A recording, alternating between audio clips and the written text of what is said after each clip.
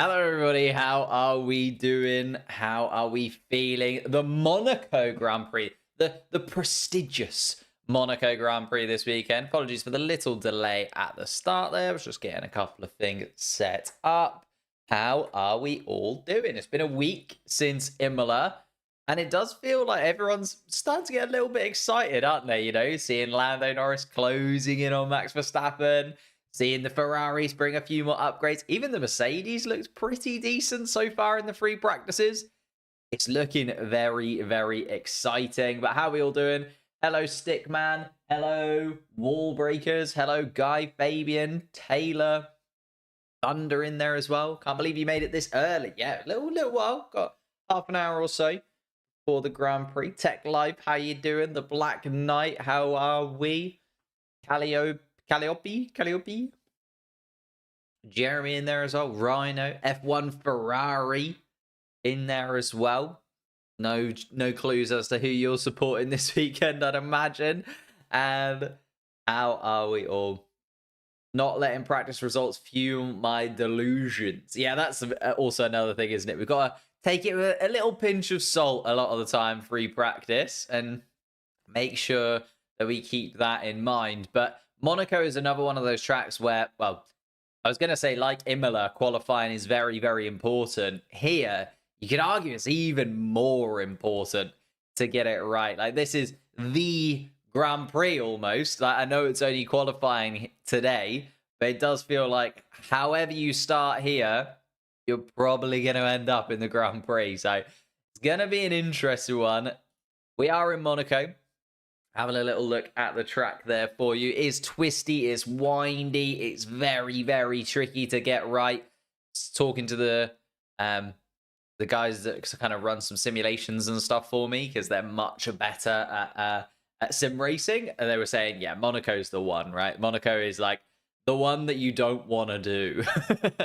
If you're doing like a career mode during Formula One, you don't want to do Monaco. It is so tricky to get right, and so difficult to make sure that you're getting as much time out of the car as humanly possible. So it's going to be interesting because there's a lot of cars that are looking very, very competitive. And in recent years, we've had quite a few drivers kind of pop up here and turn up, do the business. Like you look at Esteban Ocon, got a podium here last time around.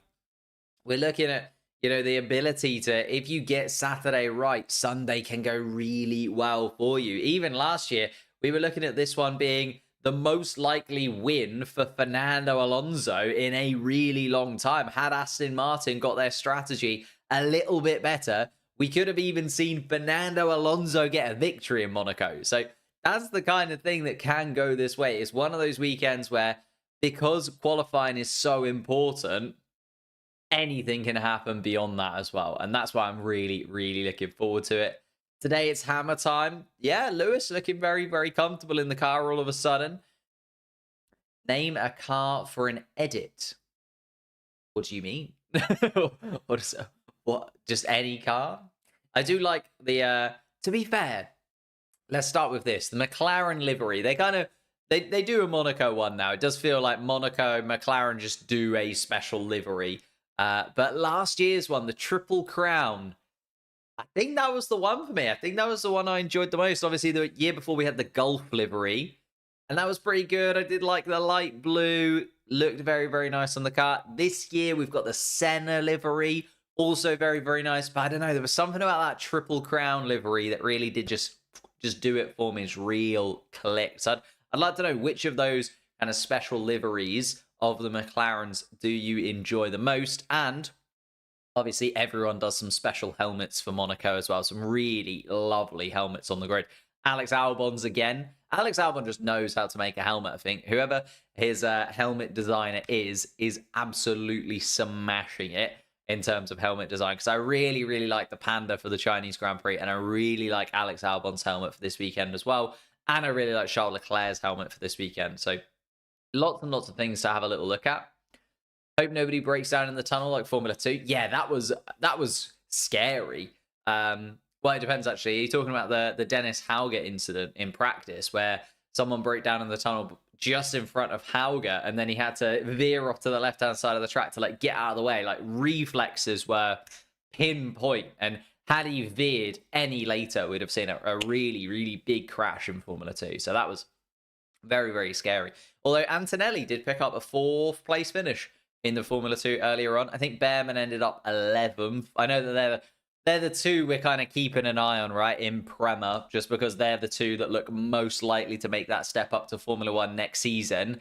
And Prema not looking amazing. Like, they're certainly not the team that they used to be, you know, when Charles Leclerc won the championship with them, Oscar Piastri won the championship with them. It does feel like since the new regulations have come in 2023, or sorry, no, this year, 2024, right? Since the new regulations have come in, Prema aren't quite the kind of dominant force that they maybe were in Formula 2 a few seasons ago, which is quite interesting. 1, 2, 3 prediction for today. I mean, we can start chatting predictions if you'd like to. These are the predictions that I get you guys to send over on the community tab. If you want to get those in, I'm going to read them out in a second.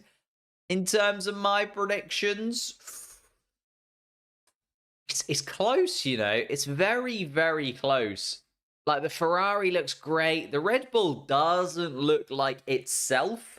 But then it didn't in Imola up until qualifying. Like, Red Bull are quite good at sort of starting off that little bit slower, but then building through the weekend and actually finding performance as they go through. Like, Max Verstappen still won last time out in Imola, even though he looked very, very uncomfortable in the Ferrari. Then you've got like the Mercedes suddenly looks like it's in the mix, whether or not it's just this track is quite good for the Mercedes car, or whether there have been a couple of upgrades brought to the Mercedes car once again. So maybe they've finally found a little bit of pace. I don't think they're going to be right up there every single weekend, but maybe, you know, track dependent, they can get a little bit out of it. And then the final thing is obviously McLaren. They look closest to Max Verstappen. Managed to get a win in Miami. Oscar Piastri was also scintillating in Miami until that Carlos Sainz incident. Obviously, Lando Norris picking up the win. Little bit of luck there, but you make your own luck. And then we had last time out Lando Norris closing in on Max Verstappen in the final stages of Imola. So there's definitely a big mix in terms of those top 4 teams. And then, as I said, because it's Monaco, all you need is one really solid lap. Just one lap where you're absolutely on it and you could put yourself in and amongst it. Maybe we see like a mad Yuki Tsunoda like 5th place finish or something, or even a Nico Hülkenberg, right? Nico Hülkenberg's been in the top 10 pretty consistently this season. Maybe he just puts in like a 5th or a 6th place qualifying and picks up a huge chunk of points. Like, that could definitely happen too. So make sure you get your predictions over on the community tab if you haven't already, and I'll read some out in a moment. What else are you guys saying? Kind of wish Leclerc got a special livery. Probably just looked like the Vegas livery. That's very true, yeah. I feel like Ferrari, yeah, they don't really lean into the Monaco special liveries too much, do they? Hate the Ferrari livery. Ferrari liveries are always a bit 50-50. I think they don't lead into it a lot of the time. They kind of try and keep too much red. In the last Ferrari livery that I really enjoyed was when they did the yellow at Monza. But even like last a couple of times, a couple of races ago, sorry, in Miami, where they went for the blue and it wasn't really that blue, and it was just like, not really. Predicting Leclerc, Verstappen, Hamilton. Ooh, will Sainz get a win? Sainz win a podium, sorry. Where do I get the track light on my wall? This one here, which is hidden. This one here. That is linked down in the description below if you'd like to pick up one of those. There is a discount code too. All that good stuff. Save yourself some cash. Flop team is Kick Sauber. Yeah, I could see that. I could see that. I could see Sauber having a pretty tough time. Share my thoughts on Kush Miney. I mean, he's having a great season. Doing all right. I think there's so many talents in Formula 2, and there's so little seats is the problem.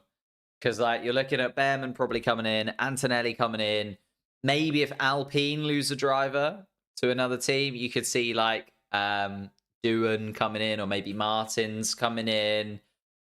Outside of that, I think the problem with Formula 2, right? The problem with Formula 2 right now is if you look at the champions of Formula 2 in the last few seasons, it by no means guarantees you a Formula 1 seat in any way. Like, all of the rookies that we've had come through recently haven't come in straight off the back of winning Formula 2. And even like a lot of the Formula 2 winners there have been in the last sort of 3-4 seasons haven't ended up becoming a Formula 1 driver at all. Like Felipe Drugovich still isn't, Teo Pourchaire still isn't, Oscar Piastri, it took them an extra year. Nick De Vries ended up having to go to Formula E and then come into Formula 1 a little bit later on. Like, it's no longer win Formula 2, end up in Formula 1. And in fact, it seems to be the opposite at the moment, where it doesn't matter what you do in Formula 2 at all. Like Ollie Behrman, as I said, finished in 11th place in the race that was just sort of half an hour ago now. And he still looks kind of odds on to be in Formula 1 next year, even though he's not winning races right now in Formula 2. He's not looking anywhere close to winning the Formula 2 championship. But it does feel like Ollie Behrman is guaranteed a seat at Haas next season. So Formula 2 is in a bit of a weird space where it doesn't really matter. Like, it does. It's obviously really good experience, but it just feels like it's really good experience for drivers that were already on their way into a Formula 1 seat anyway. And all the other drivers that are trying to kind of prove themselves and maybe show like, oh, if I win the Formula 2 championship, maybe I'll get myself a spot on the Formula 1 grid.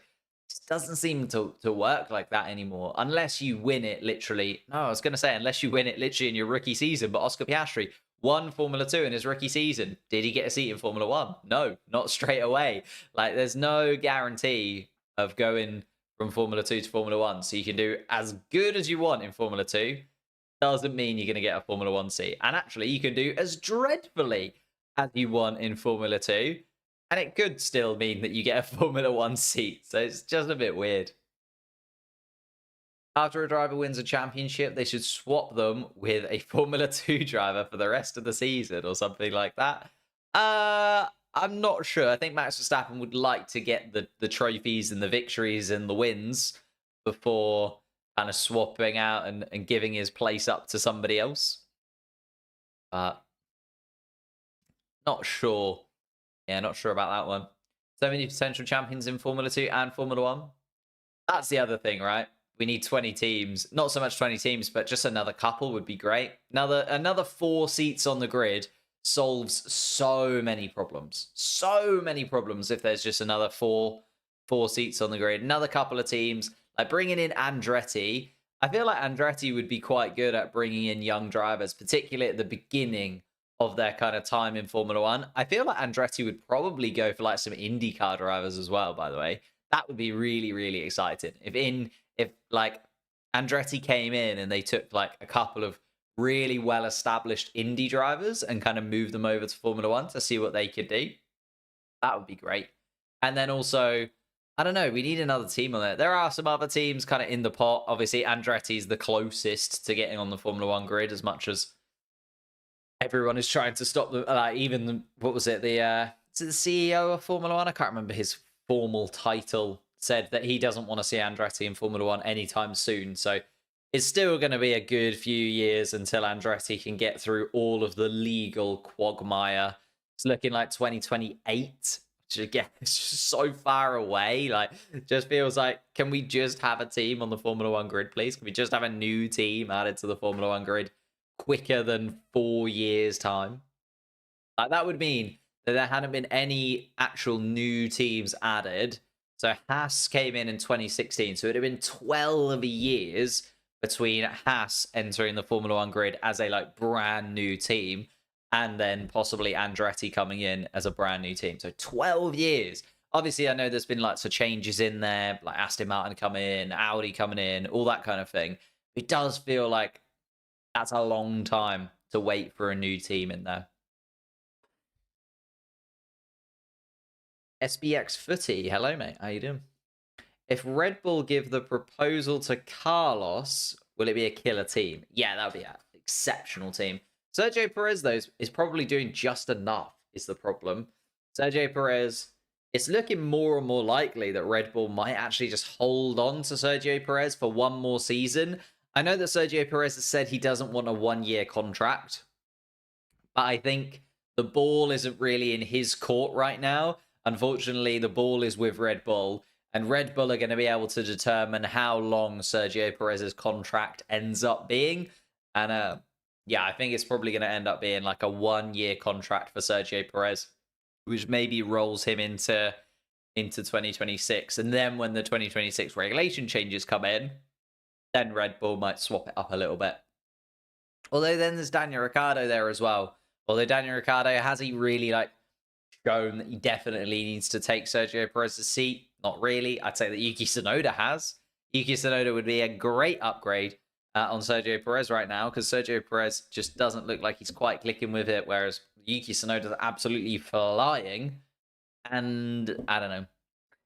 He just doesn't look like he's ever going to end up in a Red Bull seat, unfortunately, for little Yuki.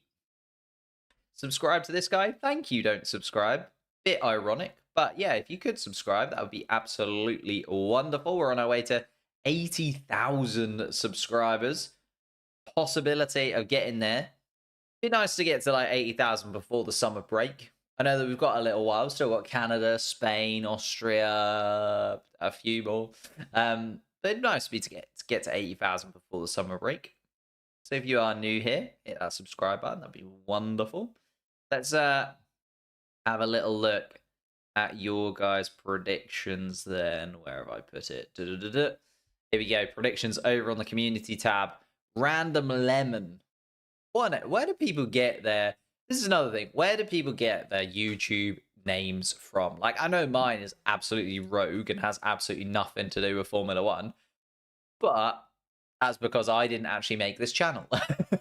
Which is a bit of a weird nuance. So I'm always interested where people got it from. Callum Eilert should have a Formula 1 seat. Again, yeah, just another one. Robert Schwartzman. There's been lots and lots of drivers that have come through Formula 2 recently and look like the real deal, but just never been given that shot to get onto there. Who's my favourite driver? I'm a McLaren boy. So Oscar and Lando right now for me this weekend. Either of those, I'll take it. Tsunoda will leave to Aston, maybe as soon as 2025. I could see it maybe in 2026. So the problem with... I've heard this a lot, right? Where you talk about Yuki Tsunoda going to Aston Martin because of the Honda deal. Honda, unfortunately, don't have as much say when it comes to Aston Martin. So the problem that you've got there is the reason Honda were able to get a Honda driver into a Red Bull seat, so the reason they were able to put Yuki Tsunoda into the RB, is because Honda were side-by-side partners with Red Bull. So Red Bull would do all the chassis side of things, all the aero side of things, and Honda would do the engine. And effectively, they were working actually side-by-side partners. Aston Martin are paying Honda for their engine, so they're not like in partnership with them as such. They're actually just kind of paying for a product. So instead of it being like a side-by-side where Red Bull were working with Honda, Aston Martin are just going to pay for Honda to be completely in charge of the engine. Obviously, there's still going to be connections between the two, and the team are going to work with Honda in various ways so that they can make sure the chassis will fit the engine will fit the chassis, and things like that. It's not a partnership. So in that case, Honda don't really have any power to say what drivers they want in the team. And that means that I just don't think Honda will actually have the say on bringing in Yuki Tsunoda into Aston Martin or bringing in, I don't know, it might even be a little bit down the line, like an Iwasa into Aston Martin. I don't think they're going to have that power, which is a real shame, because I'd love it if, you know, there was a Japanese Honda driver in the Aston Martin. I'd love it if it was Yuki Tsunoda and he was able to kind of take the mantle from Fernando Alonso eventually. But I feel like if Yuki Tsunoda moves to Aston Martin, it will be because Aston Martin want him, not because Honda have asked for it to happen, if that makes sense. Not applicable. It's not really only for Honda, but also the skill really. That's the thing. If he can prove the skill, if he can prove that he's like worthy of the seat, then maybe Aston Martin will do it. But if it's just like him relying on the Honda connection, I don't think so. Can I make a short? What you think will happen because of Hamilton's swap and where drivers will go? I mean, I did a video on that rather than a short. Did a whole video on it. It's linked in the description down below if you want to watch that super quick before it starts. What do you think of Drive to Survive? I think it's great. I think it's absolutely revitalized the sport of Formula One. And I know people don't like it and like to gatekeep Formula One, but I am all for new fans entering the sport. I'm all for the expansion of Formula One and the Formula One just becoming a lot bigger than it was. When I was growing up, literally, I was the only friend. Oh, I was the only friend. I was the only person in my friendship group who watched Formula One in any way. Now, the majority of people kind of have at least a little inkling into Formula One because they've watched Drive to Survive, and they will ask me questions about drivers and how it's going and what's happening. Okay, they don't watch every single race and every single lap, but you don't have to be a fan of Formula One, I don't think. You can dip in and out. You know, I say I'm a football fan. I don't watch every single Premier League game. That would be mental. But I still like to watch football. What's my wild prediction for this GP? Should we get into some predictions then? I was about to, and then I got distracted. Random Lemon says the winner of this Grand Prix will be Charles Leclerc, Lando Norris and Max Verstappen on the podium, and a surprise from Pierre Gasly. That would be a surprise, to be fair. It's been very up and down for Gasly so far this season. Roy Boy says podium, both V-Carbs and Piastri. Don't know what Roy Boy has been drinking, but I like it. Oscar Piastri gets the win. Oh, no, he said Daniel Ricciardo gets the win, sorry. Daniel Ricciardo wins, Piastri second, and then Yuki Tsunoda in third place. That would be absolutely ridiculous. Amazing. Like, I'm all here for it, but that would be a shock. Let's get it wrong. User 6ST says Max, Charles, Norris. Best team Ferrari. That doesn't quite line up because Max Verstappen, you've got winning. Surprise, Esteban Ocon. He's watched last year's. And he's gone, okay, I'm gonna go for Esteban Ocon to do it back-to-back seasons. Whereas George, R2010, does not believe in Alpine. He's got Alpine as the flop team. So you can see, actually, the general vibe is Ferrari have got quite a bit of backing. McLaren have got quite a bit of backing now soon. Of course, there's Verstappen in and amongst it. But a lot of people do have faith in Alpine. Surprise Ocon, surprise Gasly, flop V-Carb, kind of up and down on the V-Carb. Surprise Hamilton, also there. Alpine being surprised getting into the top 10. A lot of people do have faith in Alpine kind of coming into this weekend by the looks of things. Antonio David says, a late red flag on Q3 by Charles Leclerc will cause a McLaren 1-2. That's specific, and also I would absolutely love it. We'll be interested to see if we see a red flag in Q3. It's become a little bit common, hasn't it, where we're building up to the final laps of Q3, and then all of a sudden, oh, someone's gone off, someone's caused a red flag, qualifying's over. And sometimes it's kind of gone in their favor. Sometimes it's not so much. Like there was the whole conspiracy theory that Sergio Perez crashed in Monaco on purpose to make sure that he was ahead of Max Verstappen. Very interesting. Could get a little bit tight up the top. Anyone else got any mad? Ooh, Flight Gear has Verstappen, Perez, Sainz. So there's still a lot of faith in Red Bull, but it is a real mix of Ferrari, Red Bull, McLaren, little sprinkling of Mercedes in there as well. We can start to see some of the drivers' radio messages coming through now as they get prepared for qualifying. My fantasy team revolves around Merc for Monaco. Ooh, it's a gamble. It's a gamble. If it goes in your favor, it's a huge swing, right? If it goes in your favor, you're definitely picking up a lot of points where others are not. But if it doesn't go in your favor, it can get a little bit messy. if it doesn't go quite as well. Red flag Q2 and Max doesn't make Q3. That would be very entertaining. That would be fun. I feel like just for the sake of like seeing who would manage to take pole position, and also whether or not Max would be able to like put in some actual overtakes come race day tomorrow. I feel like just seeing one driver completely out of position, but one driver who we know does have a little bit of overtaking prowess would be quite nice. You know what I mean? Not for them, but for us watching, spectators just sort of seeing, well, are they going to be able to do X, Y, and Z from 11th place, from 12th place? That would be the one. Love to see a red flag with Max and Sainz in second place, but suddenly both crash and Oscar, who is in third, comes out for the victory. That would be...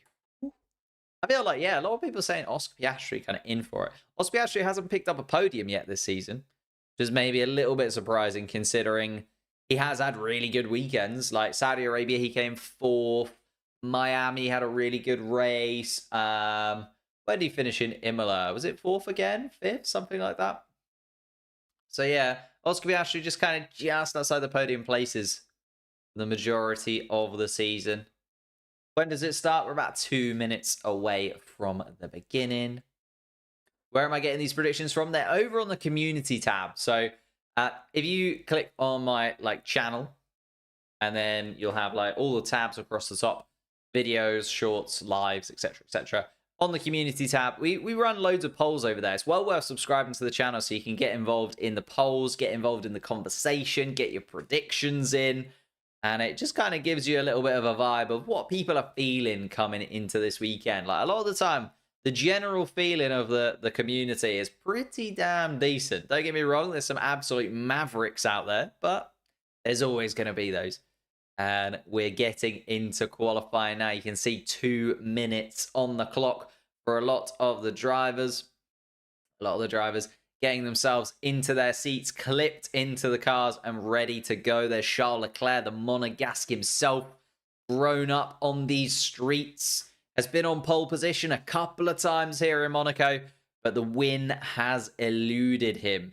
He is sitting second in the driver's standings as well, so he would absolutely love to push that little bit harder in the Ferrari this weekend and do something that would put him amongst the greats. You know, you look at the list of drivers that have won the Monaco Grand Prix, and they are the absolute elite of Formula One. Sometimes I wish Honda and Red Bull stay together. I don't know. I think Red Bull kind of working with Ford is going to be quite interesting. It's going to be quite nice to see. Starting to see the drivers lining up towards the end of the pit lane then. And also getting an idea of who's going to be coming out when. I'll put those up very, very soon when we get there.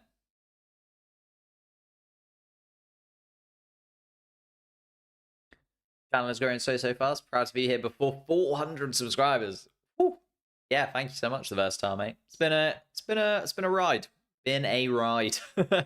It's the best way to put it. A consistent top 10 finisher will crash in Q1. Ooh, I feel like you got... Like, are we talking like a Nico Hulkenberg?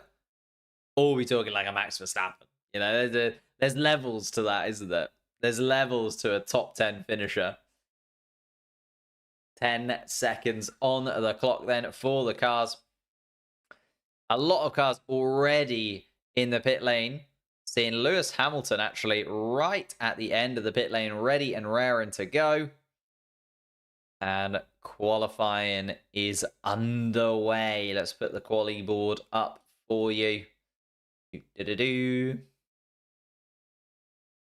And see which drivers are coming out where. As I said, Lewis Hamilton at the front of the pack. George Russell, Logan Sargent coming out as well. Daniel Ricciardo next in line to get out on track here in Monaco.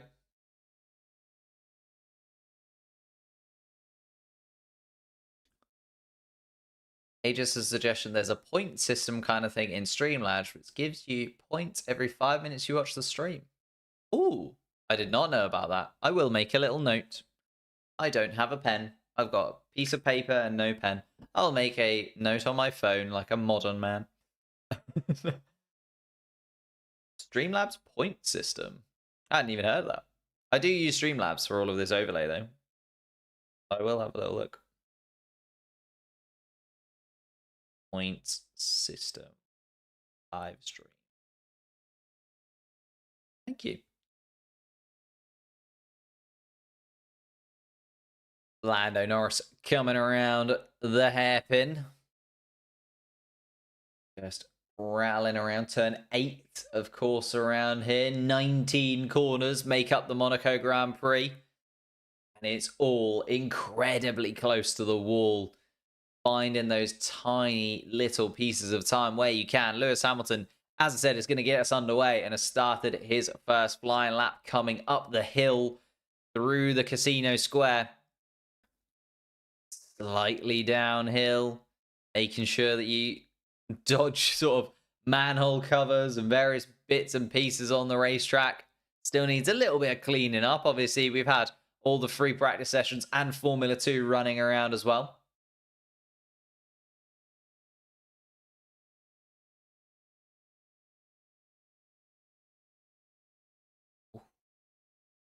Lando Norris there in the new look McLaren. The papaya is gone. The yellow and green McLaren for this weekend. I do like it. It's just it doesn't quite hit the same as the Triple Crown livery, in my opinion. Lando Norris quickest in the first sector. There's that purple sector from Lando Norris, a 19.4 from him. And suddenly starting to come to life a little bit here this weekend. Lando Norris hasn't been talked about too much during the free practice session. Hasn't been, in and amongst it with your Leclercs, your Hamiltons, your Verstappens. They've kind of been top of the tree a lot of the time. Oscar Piastri also slightly outperforming Lando Norris in free practice 3. But Lando Norris turning it on possibly when he needs to. It's coming around through the middle sector as well towards the swimming pool section for Lando Norris. Daniel Ricciardo comes across the line and sets the fastest lap. So Lewis Hamilton going for a little bit of a slower second lap, just trying to build a little bit of temperature in those tyres, I think, Lewis Hamilton, because it is tough around here. It's a very slippery circuit. Obviously, lots of low-speed corners, so quite tricky to get your car fully up to speed and get the balance just right for yourself. George Russell was quickest in the first sector, but that's now been taken by Max Verstappen, who is in the mix. Everyone is now out on track. Ferrari, Charles Leclerc's one to keep an eye on. Not yet on a fast lap, but just coming through the middle sector. Out of the tunnel is Charles Leclerc. Getting out of the way is Sergio Perez, who's on a flying lap. Lewis Hamilton goes quickest in the final sector. Puts himself top of the tree, a 12.9 ahead of Yuki Tsunoda with a 1:13 dead. Gasly, there he is, up into 4th place, just displaced by George Russell there, who goes up into 3rd. So the Mercedes up there. Lando Norris only 6th fastest right now ahead of Daniel Ricciardo in 8th, although Logan Sargent just comes across the line as well. And this is what I mean. The track is going to evolve, get quicker and quicker and quicker. And Logan Sargent with a solid lap. But Max Verstappen comes along and sets the standard, a 1:12.7 from Max Verstappen, puts him top of the timing sheets. Remember, we are just looking for the bottom 5, and we've still got 5 drivers yet to set a lap time. So we'll wait and see how they funnel out in these first runs in Q1 this afternoon. Oscar Piastri going for a quicker lap and goes 3rd fastest of everybody. Hulkenberg and Magnussen, though, a 1:12.4 and a 1:12.5. The Haas, all of a sudden, looking like the fastest car out on track right now.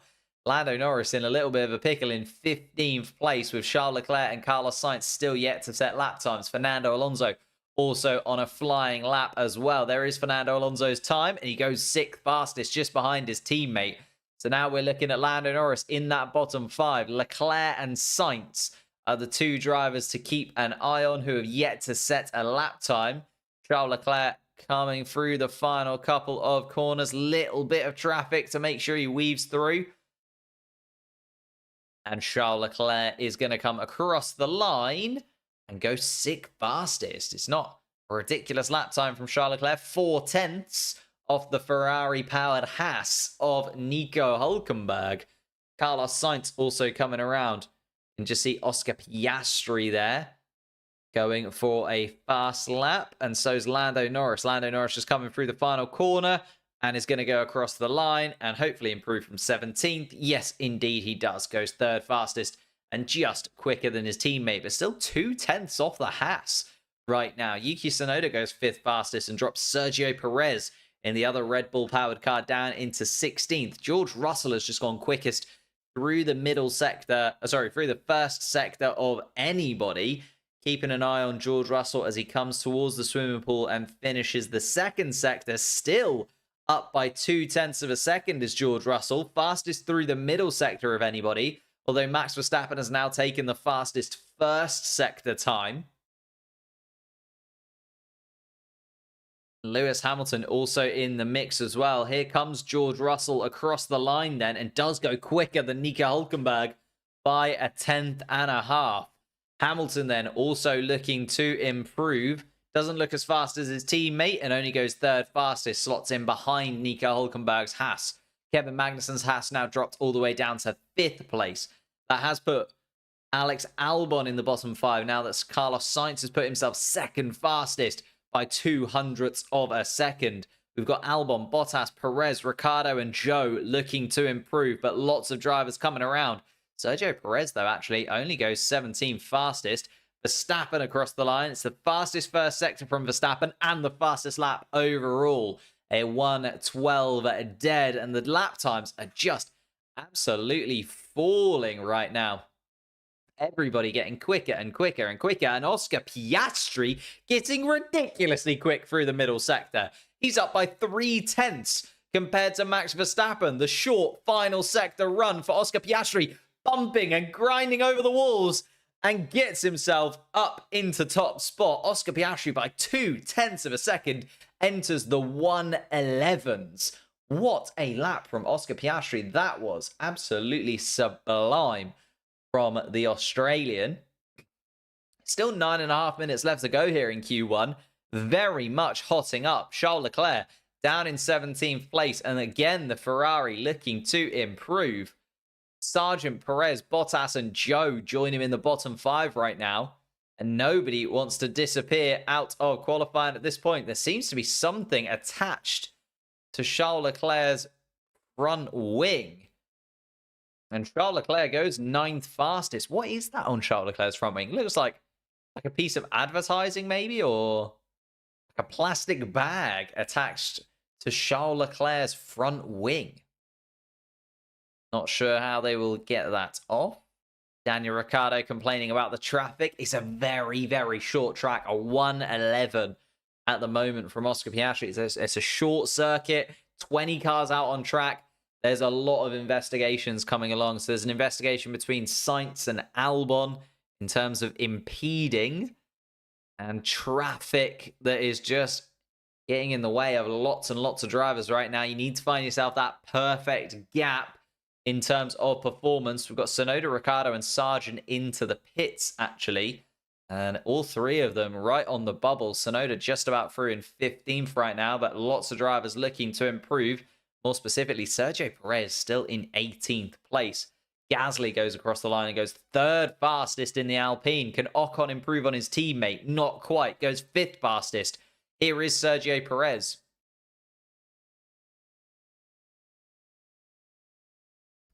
And Charles Leclerc not very happy at all with the traffic, complaining that we're out of phase with the other cars on track.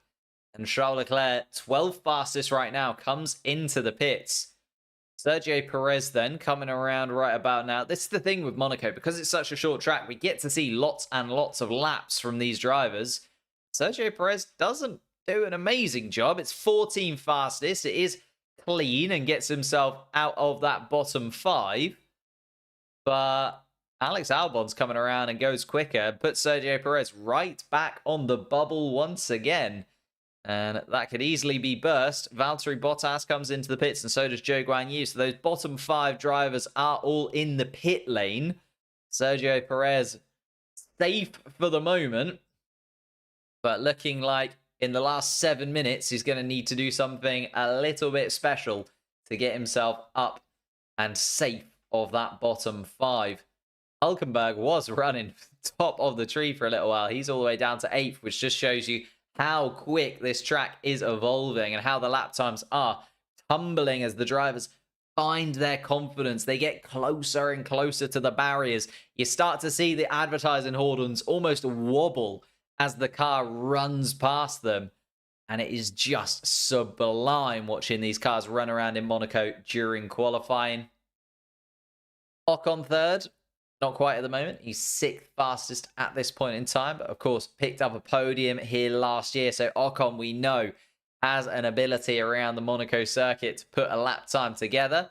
Lewis Hamilton comes across the line. It's only 2nd fastest. Oscar Piastri still holding on to that 1st place position. Here's Carlos Sainz in the Ferrari. Goes 4th fastest. Quicker than Max Verstappen. And we've got the top 5 drivers all within a 1/10 of a second.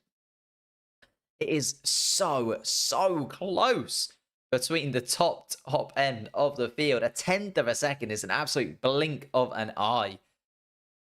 And here is Charles Leclerc then, complaining on the radio. He feels a little bit out of the loop with the rest of the drivers. Hopefully won't have too much traffic, Charles Leclerc. I'm just having a little look. He's going to come up the hill. He's going to have Max Verstappen to contend with. Hopefully the likes of the Aston Martins and Mercedes have moved out of the way by the time Charles Leclerc gets to them, and he can pass them fairly comfortably because he is going quick. He's fast through the 1st sector. Not the fastest, but quicker than Oscar Piastri. Going all the way around the hairpin. Have to take your hand off the steering wheel to get enough lock onto it. Absolutely ridiculous that these guys have to do that at these speeds. So quick through that middle sector. Charles Leclerc, this is looking much better from the Ferrari. He's still a little off Oscar Piastri's time. He's nearly 300ths off Oscar Piastri as Carlos Sainz gets out of the way. And as I said, the likes of Russell and Hamilton have disappeared off into the distance. Luckily for Charles Leclerc, somebody has stopped momentarily. Was it Carlos Sainz, maybe? Oh, and goes quickest overall. Was not expecting that from Charles Leclerc. A really quick final sector. And Charles Leclerc is suddenly the quickest of anybody. Very nice from Charles Leclerc. Magnussen and Hulkenberg come across the line and put themselves back in the mix. The Haas looks sublime around here at this moment in time. Magnussen goes 2nd fastest. Hulkenberg goes 3rd. And Oscar Piastri suddenly out of the podium places. Still looking at the bottom of the grid though, remembering that we're just looking for those bottom 5 drivers to drop out of qualifying. We've got Sergio Perez, Yuki Tsunoda, Logan Sargent, Bottas, and Joe right now. And I can't remember who it was that said Kick Sauber absolute flop this weekend, but it's looking very likely. They are miles off the pace in terms of their lap time so far. Piastri's pole position soon. Does feel like a Piastri pole position is coming, doesn't it? Had a lot of really good qualifying sessions recently. George Russell goes up to the top of the timesheets then, a 111.4 from George Russell, and the fastest final sector of anybody to boot. So everybody's finding that little bit of time. 3 minutes left to go in this session. And it's going to be close. Does kind of make me feel like the build up towards Q3 is going to be very exciting, because although we're losing the bottom 5 right now, and it looks like the bottom 5 is kind of a little bit 50-50 on who's going to be in there, looking like the Kick Saubers are going to be joined by 3 others. At the moment it's Tsunoda, Perez and Norris, but Tsunoda has just put in the best middle sector of anybody out on track. Tsunoda's going to come across the line. It's going to be good. 7th fastest. I lost a little bit in the final sector. Did Yuki Tsunoda. That's a shame. Esteban Ocon comes across the line and goes 10th fastest. That puts Daniel Ricciardo out of qualifying by 9 thousandths of a second. Pierre Gasly, building up to his final flying lap, is in 15th place and in a little bit of trouble. There's Logan Sargent in 14th place as well that will be looking to improve in the Williams. I think he might have already spent his flying lap. Sergio Perez comes across the line. It's only 14th from Sergio Perez. That is by no means safe when you've got the likes of Ricciardo, Norris and Gasly in the bottom 5 now and improving. Lando Norris now on an out lap. Gasly and Ricciardo on flying laps as well. It's going to be interesting. All 20 drivers are out on track once again. There's going to be traffic.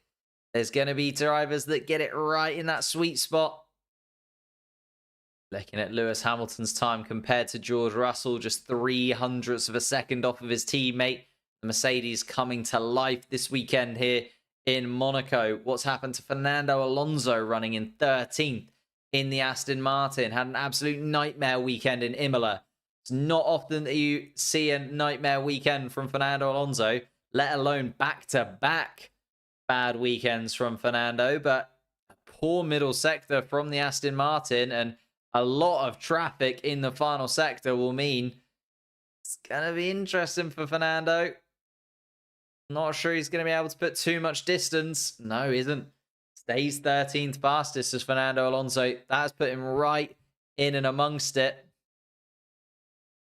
The traffic jam in Sector 3 is getting ridiculous. Norris and Piastri just waiting for Sargent to go.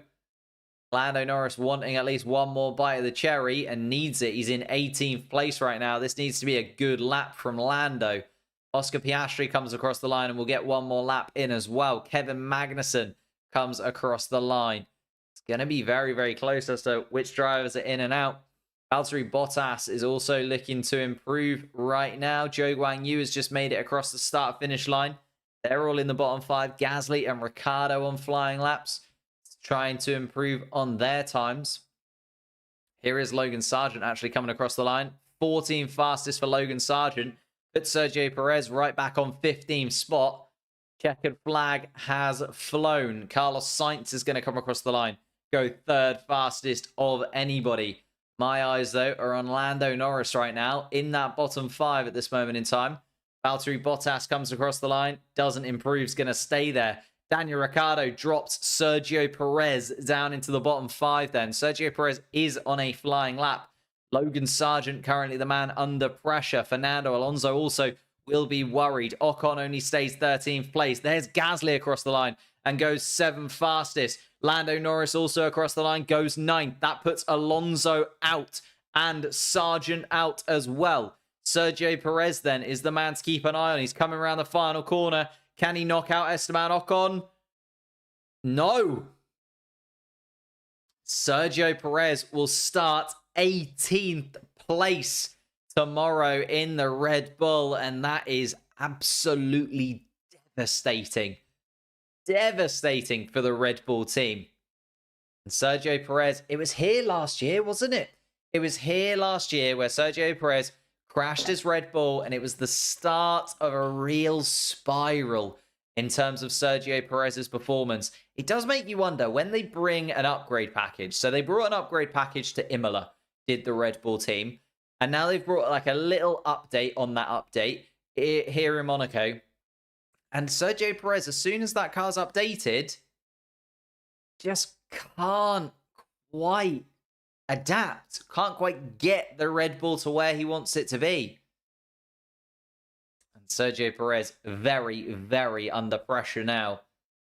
Can't do what he did last year. Just cannot get away with doing what he did last year again. It's too competitive now, right at the top end of the grid. And he won't pick up enough points where Max Verstappen can just carry him through the season. Does need to be some performances from Sergio Perez. And that contract renewal looking further and further away. Perez channeling his 2023. That's what I mean. It was here. It was Monaco 2023 where it all started to go wrong. And it's Monaco 2024 where it's like absolutely abysmal from Sergio Perez. Like Imola was bad. This is horrendous. Out in Q1, in a Red Bull car. Fernando Alonso also out in Q1 once again. So the Spaniard having back-to-back horrendous weekends. And I said, a year ago, it looked like Fernando Alonso was in for the possibility of winning the Grand Prix here in Monaco. Couldn't be further from that this time around, starting 16th place with Sargent just behind and Perez literally directly behind him. Bottas and Joe, the kick Saubers, absolutely no pace whatsoever around here, miles off of it. Valtteri Bottas a second off the pace. Like, you look at Sergio Perez was 5/10 off in 18th place, another 5/10 to Valtteri Bottas, and then Zhou Guanyu another 5/10 on that. So the stake Sauber dead in the water right now, but they are the 5 drivers that are out of qualifying then. Fernando Alonso, Logan Sargent, Sergio Perez, Valtteri Bottas, and Zhou Guanyu will not join us in the next round of qualifying. Let's have a little look at the sector timings for those guys, just to see where they were at in terms of each of the sectors. So Max Verstappen quickest overall in the first sector. Oscar Piastri had the dominance in the second sector. George Russell in the third, although Russell also very quick in that first sector. So you can see George Russell, it's the middle sector for the Mercedes, isn't quite as strong, although Lewis Hamilton's still 6th fastest in there. Charles Leclerc, little bit similar, sort of fast in the first sector, okay in the last sector. Middle sector is the place to really improve for the Ferrari of Charles Leclerc. Carlos Sainz, the opposite. Carlos Sainz looking at that first sector, trying to improve. Possibly lost a little bit of time through the first corner and up the hill by the looks of things with Carlos Sainz there. And there's Sergio Perez right towards the bottom. 16th fastest, 15th fastest, 16th fastest in terms of the first, second, and third sectors. And that just does not get you through anymore. It is so tight towards the back end of the grid. It's so tight in the midfield that just being a little bit out, Sergio Perez in the first and third sectors absolutely killed him. But it's over for the Mexican. Now we get into a little bit more of the business end. This bottom 5 here, 11 through 15, could be very, very competitive because the Alpines are looking a lot better this weekend. We've got the likes of Alex Albon in there. We've got the Hasses in there that have looked very, very quick. Obviously, Tsunoda has been a top 10 guarantee a lot of the races so far this season. Now Sergio Perez has left a little bit of a gap. A lot more cars will be really going for that top 10 position and really trying to just absolutely guarantee you start in the top 10. Because if you start in the top 10 here in Monaco, you're almost guaranteeing yourself some points. And when you're looking at how competitive that midfield is, it's a need for a lot of those teams towards the rear end of the grid, especially Alpine. Only 1 point on the board so far this season, especially for Williams, no points on the board so far this year. They need something going in their favour. Gasly deserves some applause. Excellent lap from Pierre Gasly. Really, really solid. Usually Esteban Ocon was the driver I kind of had an eye on, but Gasly also doing the business in the Alpine. We kind of saw last year that although it was Gasly kind of coming into a new team at Alpine towards the beginning of last season, he was that little bit slower than Ocon. We've kind of seen the same this season. Start of the season, Ocon seems to have the advantage, but Gasly really came to life in the second half of last season and was absolutely sublime. So maybe we'll see a similar kind of transition where Gasly just needs a little bit longer in the season, a little bit more adapting to that Alpine. Still only his second year, remember, and just kind of getting into the groove a little bit more. Esteban Ocon maybe has kind of started the season a bit better, but won't be able to continue the development in the same way that Pierre Gasly will be. Also, for those of you asking about the Haas car and how they find that much pace, it doesn't really seem to be similar between the two. You've got Magnussen and Hulkenberg, but Magnussen 8th fastest, so 15th fastest from Hulkenberg in the first sector. Hulkenberg and Magnussen also then trading places in the middle sector, and then a little bit closer in the third sector, but still like quite a gap between the two Haas cars, which is quite an interesting little thing to look at. Let's get back to it then as cars are back on track, and we're going to start to see a lot of these race cars put in some fast laps once again. Of course, the lap times deleted. Q2 entered and 5 more cars need to drop out before we have our final blitz for pole position here in Monaco.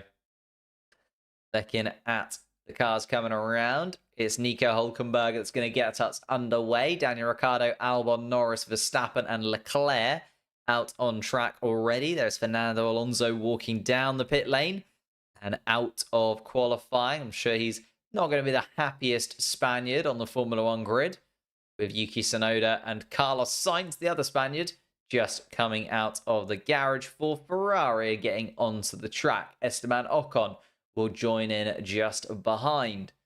Again, still 15 cars coming out onto the track. Still going to be a little bit of traffic, particularly for Nico Hulkenberg. Just needs to watch out as cars are going to be coming out of the pit lane and joining up the hill, whilst Hulkenberg starts his first flying lap then. Let's see what Nico Hulkenberg can do. Just needs to get past Pierre Gasly, and then he's got a little bit of road to Esteban Ocon ahead. Lando Norris getting himself set up for a fast lap as well. Daniel Ricciardo is going to start the second flying lap of the session. Albon and Norris just behind. Norris just slowing down a touch through the third sector, making sure he's not too close to Alex Albon ahead. Nico Hulkenberg just trying to make his way through. Esteban Ocon keeping actually a nice distance from Nico Hulkenberg, just giving the Haas the space that he needs. Not applicable F1. I think it's just the degradation mechanics of the Haas, which is pretty high. In quali, it helps them in circuits that are slippery. Yeah, that's very true. I don't know that actually, like this season, the degradation hasn't been too bad for the Haas cars during the races either. But yeah, they definitely prefer these kind of tracks that are that little bit more slippery. They're much, much quicker in qualifying than they are in the Grand Prix still.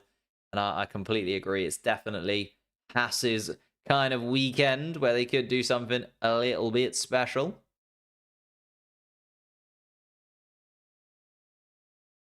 And Max Verstappen goes fastest in the first sector of anybody so far. Lando Norris has the quickest middle sector time of anybody. Nico Hulkenberg sets the standard at a 1:11.9, so nowhere near the kind of lap times we were seeing towards the end of Q1. Lando Norris, though, crosses the line. I think will be a little bit quicker and is 1:11.3 from Lando Norris. A little bit closer to what we were seeing towards the end of Q1.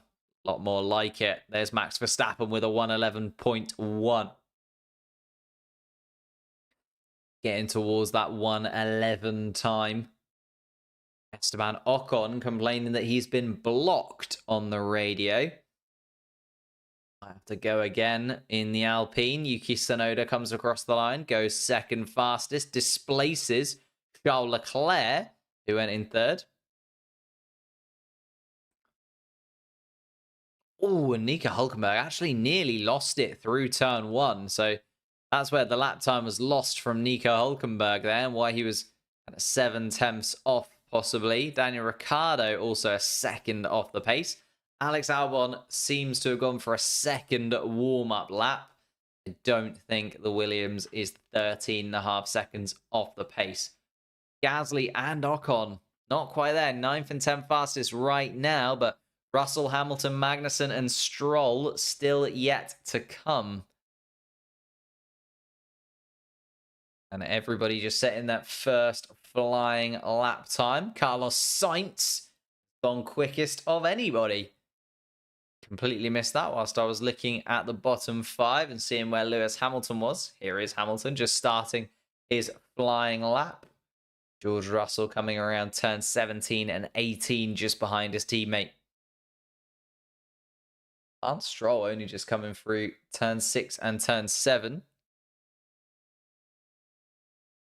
But at the moment, Gasly, Hamilton, Ocon, Russell, and Stroll would be the drivers to drop out of qualifying.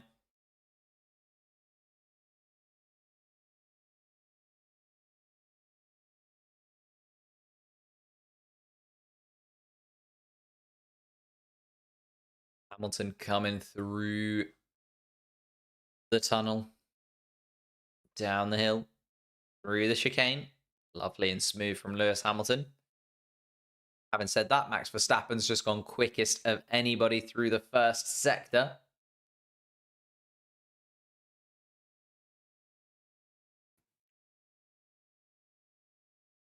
And a good chunk quicker. As Max Verstappen going very, very quick indeed. Carlos Sainz comes into the pits. Still fastest right now. And Hamilton only 8th fastest. Verstappen, though, looking very, very quick through the first sector. Improved in the second sector. Can he go top of the tree? Yes. Goes top. And a 1:11 dead from Max Verstappen. We are getting very, very close to some 1:10s in this Q2 session. Albon, Magnussen, Hulkenberg, Ricciardo, and Gasly currently 11th through 15th. And looking like they will be the 5 drivers to drop out of it. That would mean Esteban Ocon and Yuki Tsunoda sneaking through into that top 10, displacing Alonso and Perez, who have already dropped out of qualifying. So remember, our bottom 5. Oh, Esteban Ocon on the radio. The Haas in front of him. Didn't get to see which Haas driver it was, but one of them getting in the way of Esteban Ocon. Nico Hulkenberg coming along. 13th fastest. Stays 13th fastest. A poor second and third sector from Nico Hulkenberg.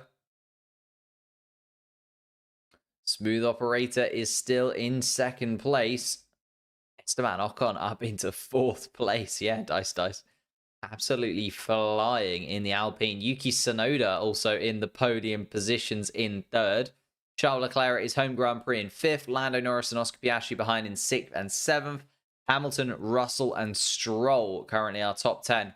Albon, Magnussen, Hulkenberg, Ricciardo, and Gasly look like the 5 drivers right now that will join Fernando Alonso, Logan Sargent, Sergio Perez, Valtteri Bottas, and Zhou Guanyu out of qualifying as we make it around to the final 7 minutes of this Q2 session.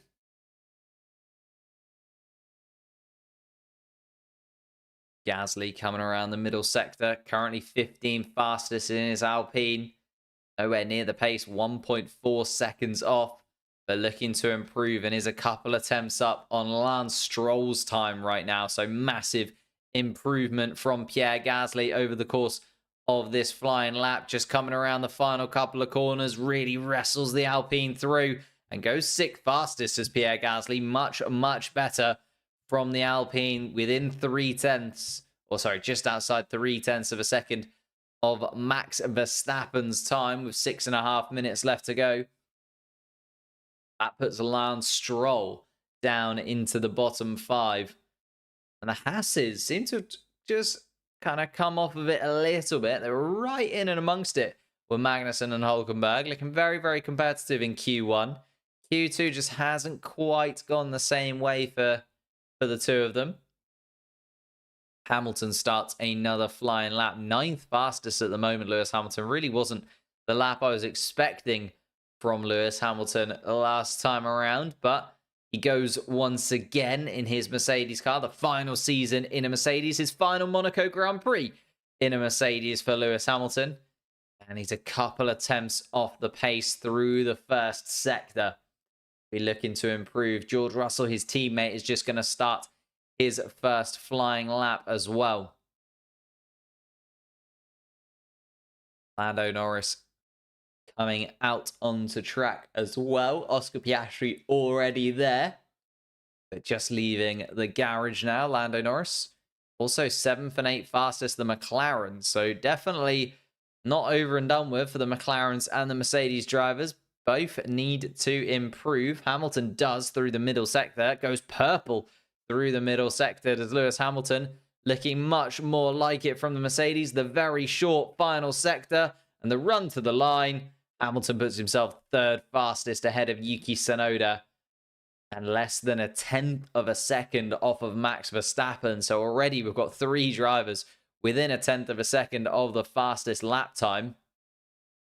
Max Verstappen is not back out on track either. Verstappen in the pits, Tsunoda in the pits, Gasly in the pits as well. Oscar Piastri goes for it though and does a 1:10.7. Wow. Stunning from Oscar Piastri. George Russell also comes across the line and does a 1:10.9. So we are starting to get into the 110s all of a sudden. Charles Leclerc looking to improve as well. Max Verstappen now coming out of the garage. Charles Leclerc, though, currently 8th fastest in the Ferrari, but looking very quick through that first sector. Second sector coming along for Charles Leclerc. Oscar Piastri, I've hit the wall. Must have been on the in-lap, Oscar Piastri. Unless that was delayed and he hit the wall on his flying lap. I mean, it's a stunning lap if you managed to hit the wall during it. Charles Leclerc looking to go faster than Piastri. He's improved in both sectors as Charles Leclerc, but neither of them purple. Comes across the line. It's going to be close. Oh, he's winning just outside of Oscar Piastri's time, within a 10th of a second, though.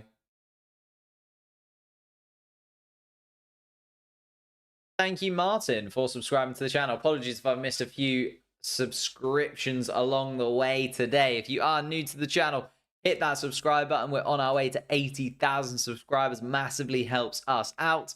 And also hit the like button as well. We try and aim for a couple of hundred likes on each of these qualifying streams. I haven't checked what it's on as of yet.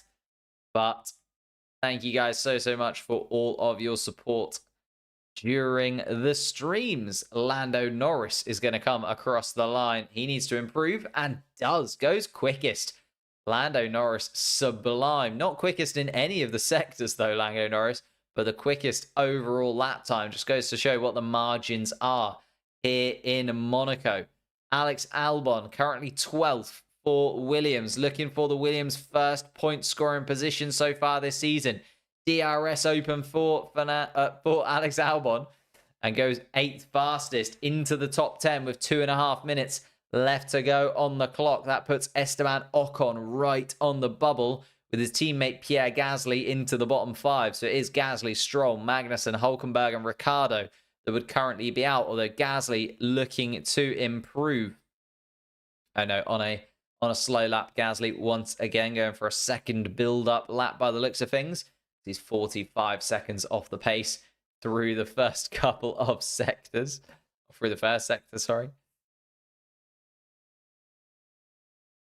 Lance Stroll then riding on board in 12th place currently in the Aston Martin. The sole Aston Martin in Q2. And looking to once again be the driver that saves the day. Put in a stunning performance in Imola for the team. Managed to pick up Aston Martin some points there where Fernando Alonso couldn't. And now Lance Stroll looking to do it again and be that one Aston Martin driver into the top 10. As a Dutchman, I naturally hope Max starts on pole and wins. Of course. When I hit 100k, go and drive go-karts IRL. Could do, to be fair. Haven't really thought about the 100k yet, to be honest with you. Still a long way off. It's not get too hasty. I just joined. Yeah, the bottom 5. I mean, you can expect 3 of those 5, I think. But Alonso and Perez had an absolute nightmare. Lando Norris and Oscar Piastri have come into the pits then. So they think they have done enough with 1:10.7 lap times. It's Gasly, Hülkenberg, Stroll, Magnussen and Ricciardo. And also Esteban Ocon into the pits as well. So Ocon is not going to improve. And it could be Esteban Ocon dropping out of it. Yuki Tsunoda is coming around on a fast lap. So is Albon. So there's a lot of drivers in that bottom 7 or 8 that are looking to improve. And that means that I think Esteban Ocon might be in a little bit of trouble here. Hamilton just coming around the final sector. It was a poor middle sector from Lewis Hamilton. Might just improve. Just a little improvement from Lewis Hamilton. Goes 6th fastest overall. Is Daniel Ricciardo then currently in 15th place? Can he get himself up into the top 10? No. Daniel Ricciardo is out of qualifying in Q2. Can Gasly improve? Yes. Gasly goes 5th fastest. Puts his teammate into the bottom 5. So Ocon is going to be out of Q2. Joins Daniel Ricciardo there as well. Yuki Tsunoda, now the man in trouble. Alex Albon is into the pits in 9th place. So Tsunoda trying to improve and does. Just puts Alex Albon in the position. Hulkenberg into the pits. Magnussen is in the pits. So I think it is literally just Lance Stroll. And I think Lance Stroll isn't on a fast lap. So that is it, ladies and gentlemen. Done and dusted. Ocon, Hulkenberg, Ricciardo, Stroll, and Magnussen are 5 drivers out in Q2. They join Alonso, Sargent, Perez, Bottas, and Joe as being out of qualifying. And goodness gracious me, it's Yuki Tsunoda, Alex Albon, and Pierre Gasly who have all managed to get themselves up into the top 10. The sort of usual suspects of Stroll, Alonso, and Perez dropping out, although I feel like you could add Nico Hulkenberg in there as well as a usual top 10. But he is out in 12th place. It is going to be Norris, Verstappen, Piastri, Leclerc, Gasly, Russell, Hamilton, Sainz, Tsunoda, and Albon to fight it out for pole position here in Monaco. Goodness gracious me, it's getting very, very competitive, isn't it? And you're just seeing the lap times tumble. Norris into the 110.7. Verstappen, what, a 110.7. Piastri up there as well. Leclerc just a tenth of a second off. It's all very, very tight between the top 4 right now. Anything could happen. POV, your sergeant watching your teammate get a Williams into Q3. Albon is just a different level of driver though, isn't he? You know, I don't think you can really compare Albon and Sargent at this point in their careers, because Albon is just like, if you look at 2023, Albon was just absolutely sublime for the majority of it. Stroll's going to hit Danny again. Oh yes, side by side in 13th and 14th place. Daniel Ricciardo will not like the look of the Aston Martin being beside him on the grid. Though Daniel Ricciardo will have the run at turn 1, being slightly ahead of Lance Stroll. We've also got Kevin Magnussen in there, by the way.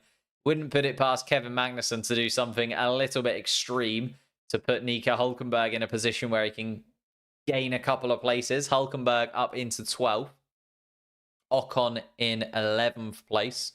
And it does make you wonder if they'll try and do some sort of tactic with the midfield being so competitive. If you can do something where maybe you can just hold up another driver for a little while, or pit early so that when somebody else pits, you can kind of jump them and help out your teammate a touch. It does make you wonder if there'll be some team games going on tomorrow. We've seen a few of them from Haas already this season. Could definitely end up seeing a few more, depending on where drivers end up. Obviously, Pierre Gasly is absolutely flying for Alpine, up in 5th place, but Esteban Ocon just outside in 11th. Maybe they can sneak both of the Alpines into the points, be a massive, massive boost for their season so far. What happened to Carlos Sainz? P8. Yeah, just a little bit off of it. Like, if you look, it's very, very competitive, but sort of from Charles Leclerc down, you've got kind of the next caliber of driver, haven't you? All the top 4, all within a tenth of a second. Gasly then a couple of tenths off. So, and Pierre Gasly absolutely electric on the radio, loving the fact that he managed to get through. Lots of track limits violations and various bits and pieces going on as well. So too many to really keep hold of. I can show you some of the investigations that are coming through, and there's a lot of them. So there will be some drivers investigated after the Grand Prix is done. There's a few that are still being investigated at this moment in time. A few that they've just kind of thrown off as a nothing. And then also in terms of track limits, it's been a busy afternoon for the track limits. Nico Hulkenberg, 7 track limits infringements. Ricciardo, 6. Norris with 4 track limits infringements as well, of course. Luckily, you don't really get too much track limits problems. And a lot of these were on laps where they were building up to a fast lap, so the lap time wasn't deleted. So a lot of these have come from the drivers kind of getting out of the way of other drivers on fast laps and trying not to be in traffic. But still, very interesting that there's so many track limits infringements over the course of this Monaco Grand Prix qualifying so far. And then finally, to look at the sector times, you can see Carlos Sainz is right up there. If he puts the lap time together, he can do a really solid 3rd sector. It's the 1st and 2nd sectors where Carlos Sainz is falling down. Can't remember who asked about Carlos Sainz, but 11 fastest in the first sector, 10 fastest in the second sector of the best sector times of everybody so far. You can see Norris and Piastri starting to populate that top end. Max Verstappen actually needs to improve in the middle sector quite substantially, although his first and final sectors so close to the pace. He was within 100th of a second anyway, so doesn't need to improve too much in that middle sector, does Max Verstappen, to take a pole position here in Monaco. But you can see Russell and Hamilton just kind of falling off towards the end of the lap. Albon really making it count in the first sector, and in the final sector was Alex Albon. Pierre Gasly, though, the middle sector, the Alpine looking a lot quicker. So there's lots and lots of things kind of going on at this moment in time. Team radios are there. Turn 1 minute now for Carlos Sainz. Lots of drivers just being there. Got 70 seconds. Can switch off down the end. Stop in the sun. And drivers getting themselves out into the pit lane early then. So the green light has not been lit at the end of the pits, but drivers joining the queue. I think Carlos Sainz at the front of this queue in the pit lane. I think all the drivers are going to come out, line up, and wait for it to drop. Just want to get on track as quickly as possible, making sure that you get a lap time in, because this is the other thing. We haven't had a red flag yet. We haven't had anyone make a huge mistake in terms of qualifying. It doesn't normally happen when it comes to Monaco. And I think everybody just wanted to get at least one lap time in to kind of guarantee themselves a spot in case anything does happen and there is a dramatic end to this session. Let's get back onto the track then, as we're starting to see the drivers all, as I say, in the pit lane. Lewis Hamilton in the queue in the pits. How can Albon get into Q3, but Alonso and Perez not? Just a really, really solid, clean lap from Alex Albon, not going to lie to you. Very, very solid indeed. There's Pierre Gasly in the Alpine, who's going to be just behind Carlos Sainz. Green flag is waved. Carlos Sainz gets onto the track then. Albon and Gasly are going to join him, with Lewis Hamilton fourth in the queue. So this is going to be our provisional qualifying times. We are going to assume that a lot of drivers will just use this as more of a banker lap and not go right to the limit of what they can do. Carlos Sainz is going to be first to set the standard. Albon is just behind. Then Gasly in third is going to be across the line. Hamilton's going to be across the line fourth. Russell is then going to be across the line fifth. Charles Leclerc sixth, and Max Verstappen seventh of the drivers that were in the pit lane and are now out on track. So it's going to be those seven to kind of set the standard so far. Oscar Piastri is going to be across the line eighth. Then Lando Norris and Yuki Tsunoda, both still in the garage. So we'll have to wait and see. Oh no, Lando Norris now joining the track. So it's going to be Yuki Tsunoda. Maybe going for something a little bit different in the RB. Interesting that Leclerc and Verstappen right on top of each other. I think Verstappen trying to actually get in front of Charles Leclerc.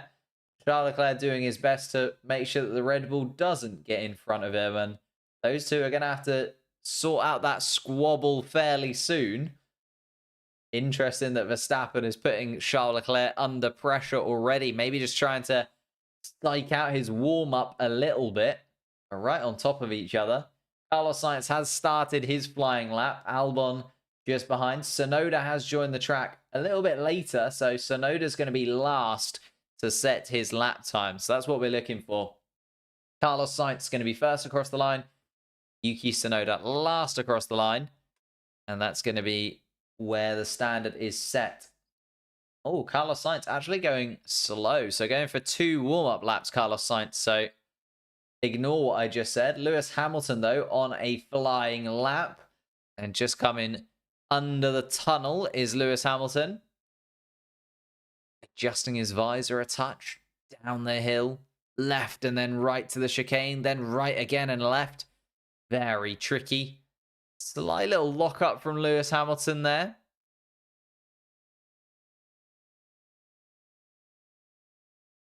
They just need something to celebrate, don't they? Down at Mercedes. I think they'll take anything at this point. Alex Albon a 1:11.8. Again, we're going to see the times tumble into the 110s. And there is a 110.9. Charles Leclerc, something moved in my pedal. So Charles Leclerc just getting distracted a little bit. Possibly something going on with the pedal in the Ferrari car. Carlos Sainz and Pierre Gasly going for another warm-up lap. So it kind of ruined the flow.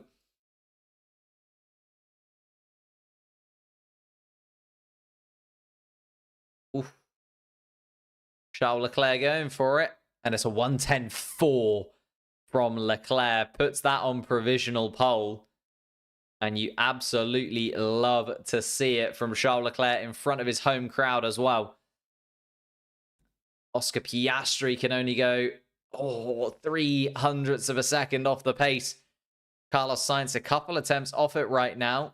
Lando Norris, though, only a 1:10.9 from him as he comes across the line. Verstappen is going to start his flying lap now. Carlos Sainz coming towards the end of his. Carlos Sainz across the line. Third fastest, quicker than Lando Norris.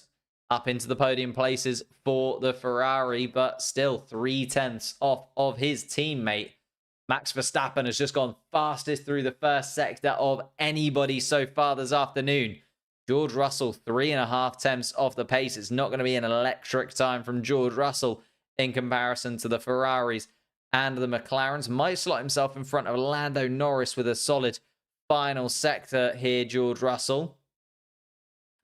Powers his way to the line and does indeed. There goes fourth fastest, just ahead of Lando Norris, but more to come from both of those. Max Verstappen is 0.05 of a second off Charles Leclerc's time through the middle sector. Fastest of anybody through the first sector. It's an okay middle sector in comparison from Max Verstappen. Now the final sector hugs the walls, goes across the line, and it's only third fastest. A little bit of time lost in that final sector from Verstappen. Christian Horner looks on confused. That final sector from Verstappen just not quite getting it, bobbling around a touch was Max Verstappen in the final sector, and it's only short, but it's cost him nearly 1/10 of a second. Wow. It's gonna be difficult for Max Verstappen to get that time back, you know. Very, very tricky indeed. Charles Leclerc, quickest through the majority of the circuit compared to Max Verstappen. Verstappen just quickest up the hill through turns 2, 3, and 4, but then Charles Leclerc pretty much dominating everywhere else, particularly that final sector. As I said, Max Verstappen just losing good chunk of time, nearly 1/10 of a second through that final sector. Sainz, Russell, Norris, Hamilton, Gasly, Tsunoda, and Albon. Verstappen still the same issues through turn 5 and turn 10. So Verstappen just struggling with the kind of right-handers. Turn 5. Oh no, turn 10's a left-hander, so something not quite lining up. Alex Albon coming across the line then and going for a lap whilst the track is quiet, running around all by himself in the Williams. I do like the Duracell bunny that they've added to the side pod, to the engine cover on the Williams. Do you think that's quite cute? And Alex Albon with a stunning helmet as well this weekend, if you haven't seen it. Here is the Williams then. What can he do? Williams yet to score a point this season. Starting in 10th place currently. Will he be able to start any higher than that? To be honest with you, Williams will be absolutely desperate for just the singular point. But more than that would be stunning from Alex Albon. Comes through the final sector. Is it faster than Yuki Tsunoda? Yes, he goes up into 7th place. Alex Albon. Which means Hamilton, Gasly, and Tsunoda will all need to improve to displace the Williams. Alex Albon, if he could finish in 7th place tomorrow, 6 points for the Williams team. Goodness gracious me. I think they'd absolutely lose their heads.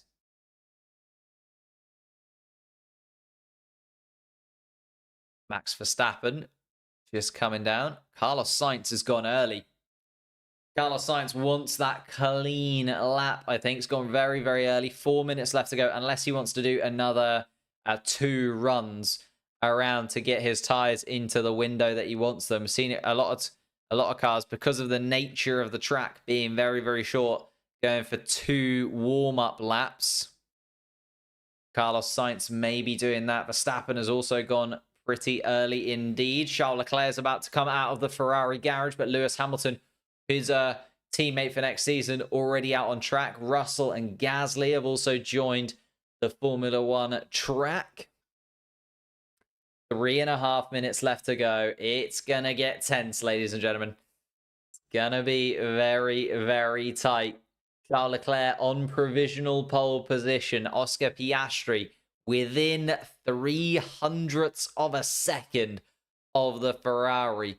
Verstappen 3rd, Sainz 4th, Russell 5th right now. But all these drivers will be looking to push to the absolute edge of what they can do. Max Verstappen, told over the radio by Lambiase, just going to have to deal with whatever issues are there.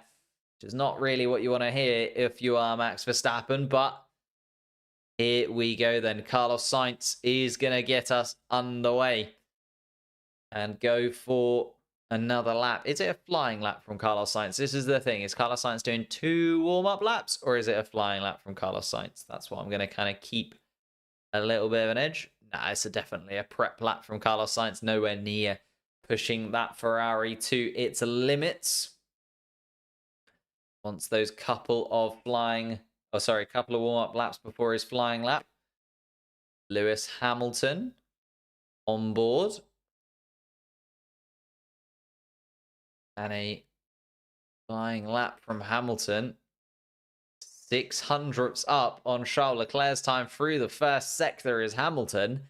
Hamilton looking then for that pole position. George Russell's actually just gone quickest of anybody through the first sector. So the Mercedes coming to life towards the end of this qualifying session. Will it be enough to be right in the mix with the Ferraris and McLarens? Of course, Max Verstappen in there as well. Sergio Perez dropped out in 18th place for Red Bull. So Max Verstappen out there and battling all by himself. Hamilton, though, through the middle sector isn't great. Has lost a 10.5 to Charles Leclerc's lap time. George Russell also lost a little bit through that middle sector. And Hamilton comes across the line. It is 0.2 off the pace. George Russell then coming around the final couple of corners. Can he improve on his teammates' time? Go quicker than Hamilton? Yes, and also goes quicker than Max Verstappen. So George Russell up into the 3rd fastest position. Charles Leclerc, provisional pole and improving through the first sector. Max Verstappen says on the radio that he's touched the wall. But getting on with it is Max Verstappen. Charles Leclerc just coming around the final couple of corners then. Very close to the wall through turn 18 and 19 is Leclerc. Can he improve on his own time? Yes. A 1:10.2 from Charles Leclerc. Oscar Piastri is slow through the middle sector. Doesn't look like he's going to improve. Improves a touch. It's still 0.15 off the lap time of Charles Leclerc. Here's Carlos Sainz then. Gone quicker himself through the first and second sectors, but isn't enough. Still only 3rd fastest from Carlos Sainz. Max Verstappen is really slow through the first sector. Lando Norris has gone 4th fastest. We could see Max Verstappen down towards the back end here. Max Verstappen is not going to improve. Hamilton, I think, is... Oh, no, Hamilton's on a slow lap. That is it. Max Verstappen, 6th fastest. Charles Leclerc then takes pole position for his home Grand Prix. Oscar Piastri joins him on the front row. Carlos Sainz, 3rd fastest. Pierre Gasly. Oh, sorry. Pierre Gasly's on a fast lap. I thought everybody had finished. Gasly, what can he do in the Alpine? DRS wide open. Is he going to get himself off 10th place? No. 10th fastest from Pierre Gasly. Wowee woo. Charles Leclerc saved his best for last. A 1:10.2 from Charles Leclerc. Absolutely stunning from the Monegasque in his home Grand Prix. Oscar Piastri in second place. Carlos Sainz will start in third.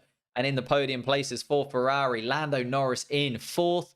George Russell will start ahead of Max Verstappen in fifth place, with Verstappen in sixth.